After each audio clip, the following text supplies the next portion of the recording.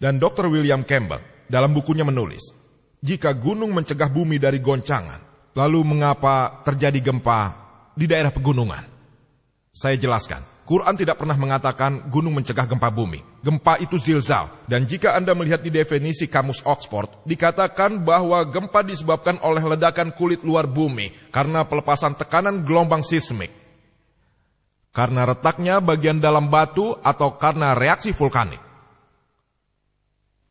Quran mengatakan tentang zalzala dalam surat Zalzal. Namun di sini Quran mengatakan tamida bikub, untuk mencegah bumi bergoncang bersamamu. Dan sebagai jawaban atas pernyataan tersebut, jika gunung-gunung mencegah gempa bumi, mengapa terjadi gempa di daerah pegunungan? Jawabannya ialah, jika saya katakan dokter mencegah penyakit pada manusia, lalu seseorang akan berpendapat lain. Jika dokter mencegah penyakit pada manusia, lalu mengapa ada lebih banyak orang sakit di rumah sakit, padahal ada banyak dokter di rumah sakit, sementara di rumah kita tidak ada dokter sama sekali?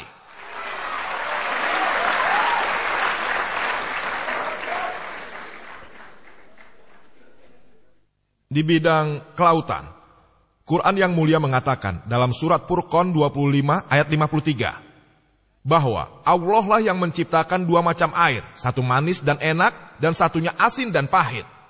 Keduanya dapat bertemu, tapi mereka tidak akan bersatu karena ada rintangan yang tidak bisa dilalui. Dalam surat Ar-Rahman 55 ayat 19 dan 20. Marajal bahroini yaltaqiyan, bainahuma barzahul la yabqiyan. Allah lah yang telah membuat dua macam air mengalir. Meskipun keduanya bertemu, mereka tidak dapat bercampur, sebab di antara mereka ada rintangan yang tidak bisa dilewati. Sebelumnya para komentator Quran penasaran, apa artinya Quran? Kita mengetahui tentang air manis dan asin, namun di antara keduanya ada halangan, mereka tidak bercampur. Saat ini setelah kemajuan ilmu kelautan, kita tahu bahwa kapanpun satu jenis air mengalir ke jenis air yang lain, air itu kehilangan unsur pokoknya dan menjadi sama dengan air yang mengalir. Ada daerah yang lebih homogen, yang dimaksud Quran dengan barsak, rintangan tak terlihat. Dan hal ini telah diakui oleh beberapa ilmuwan, bahkan pakar ilmu kelautan yang dari Amerika, yaitu Dr. Hay. Kalian tahu kan? Dr. William Campbell menulis dalam bukunya, ini merupakan fenomena yang dapat diamati. Nelayan masa itu tahu kalau ada dua macam air, asin dan manis. Jadi Muhammad, selama ekspedisinya ke Syria mungkin telah melewati laut, atau berbincang-bincang dengan nelayan-nelayan ini. Air manis dan asin merupakan fenomena yang dapat diamati, saya setuju. Tapi orang-orang tidak tahu kalau ada rintangan yang tidak terlihat sampai saat ini. Poin ilmiah yang perlu dicatat di sini adalah barzak, bukan air manis dan asin. Mengenai embriologi, telah dijelaskan oleh Dr. William Campbell selama kira-kira separuh pembicaraannya. Waktu rupanya tidak mengizinkan saya untuk menanggapi setiap hal kecil yang tidak logis. Saya hanya akan menanggapi dengan singkat, yang semoga memuaskan Anda semua. Untuk lebih jelasnya, lihatlah video saya Quran dan Ilmu Modern, dan juga mengenai Quran dan Ilmu Medis. Ada satu kelompok Arab yang mengumpulkan data mengenai isi Al-Quran dan hadis yang berkaitan dengan embriologi, dan mereka menyampaikannya pada Profesor Keithmore. Beliau adalah ketua jurusan anatomi di Universitas Toronto, Kanada. Dan saat ini beliau merupakan salah satu ilmuwan terbaik dalam bidang embriologi. Setelah membaca berbagai macam terjemahan Quran, dia diminta untuk mengomentarinya. Dia berkata, sebagian besar ayat Quran dan hadis sangat sesuai dengan embriologi modern yang ada sekarang. Namun, ada beberapa ayat yang tidak bisa saya katakan apakah ayat-ayat itu benar atau salah, karena saya sendiri tidak tahu. Ayat yang dimaksud adalah ayat pertama Quran yang terdapat dalam surat Al-Iqra dan surat Al-Alaq 96 ayat 1 dan 2 yang isinya, Iqra bismi rabbikal ladzi khalaq, khalaqal insana min 'alaq. Baca, katakan dan nyatakan dengan nama Tuhan yang menciptakan. Yang menciptakan manusia dari sesuatu yang lengket, lintas seperti substansi. Berkaitan dengan pernyataan Dr. William Campbell, untuk menganalisa arti sebuah kata, kita harus melihat makna pada saat kata itu diucapkan, yaitu saat buku itu ditulis.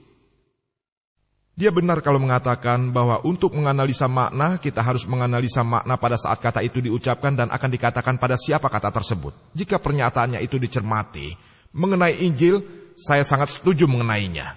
Karena Injil hanya diperuntukkan untuk keturunan Israel pada saat itu. Ini dijelaskan dalam ajaran Matius 10 ayat 5 dan 6. Yesus menyerukan pada murid-muridnya, janganlah berada di jalan orang kafir. Siapa saja orang kafir itu? Mereka adalah orang non-Yahudi, orang Hindu, dan orang Muslim. Pergilah hanya ke domba tersesat dari rumah Israel.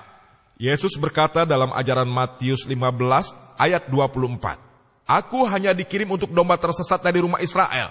Jadi jelas bahwa Yesus Kristus dan Injil hanya diperuntukkan bagi kaum Israel. Karena Injil diperuntukkan bagi mereka. Untuk menganalisa Injil, Anda harus menggunakan makna kata tersebut yang dipergunakan pada saat itu. Namun, Quran tidak diperuntukkan bagi bangsa Arab pada saat itu. Quran tidak hanya untuk orang Muslim. Quran diperuntukkan bagi seluruh umat manusia. Dan berlaku untuk selamanya. Dalam Quran surat Ibrahim 14 ayat 52. Surat Al-Baqarah ayat 185 dan surat Zumar 39 ayat 41 bahwa Quran diturunkan untuk seluruh umat manusia. Muhammad SAW tidak hanya dikirim untuk orang Muslim dan hanya orang Arab saja. Allah berfirman dalam surat Al-Quran surat Al-Anbiya 21 ayat 107. Wa ma arsalnaka illa rahmatan lil alamin.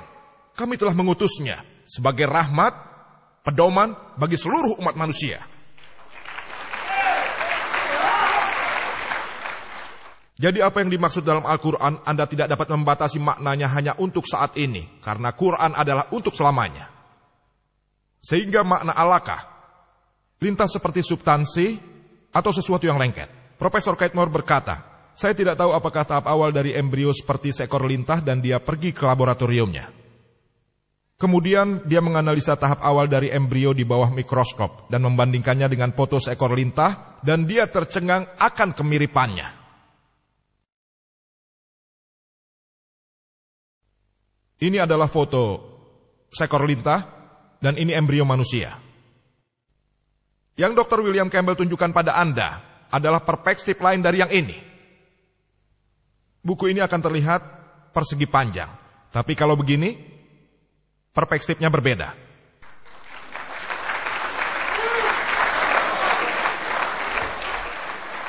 Inilah yang saya maksudkan, gambar yang Anda lihat pada slide seperti ini dan insya Allah akan saya tanggapi.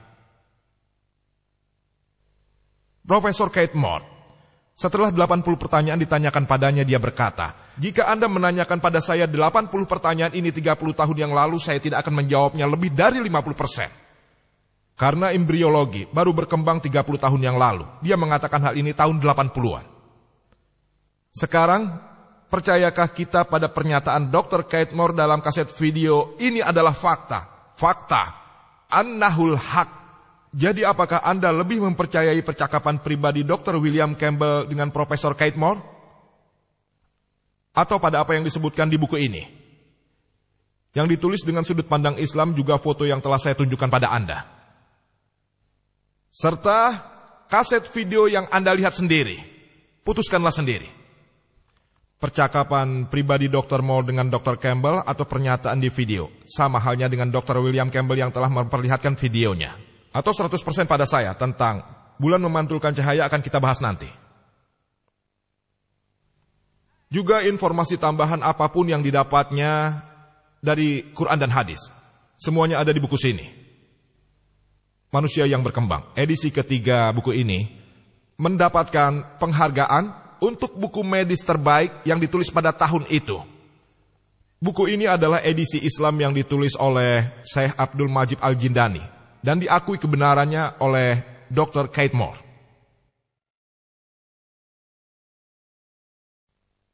Dalam Quran, surat Mu'minun 23 ayat 13, dan surat Hajj 22 ayat 5, serta ayat-ayat lainnya dalam Quran yang mengatakan kalau umat manusia diciptakan dari nutfah.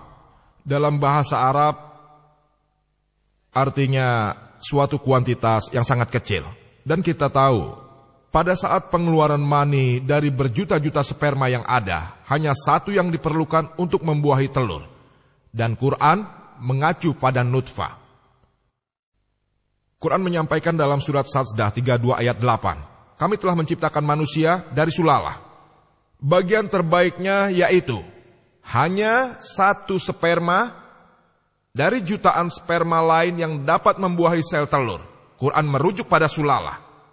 Dan Quran dalam surat Insan 76 ayat 2 menyebutkan,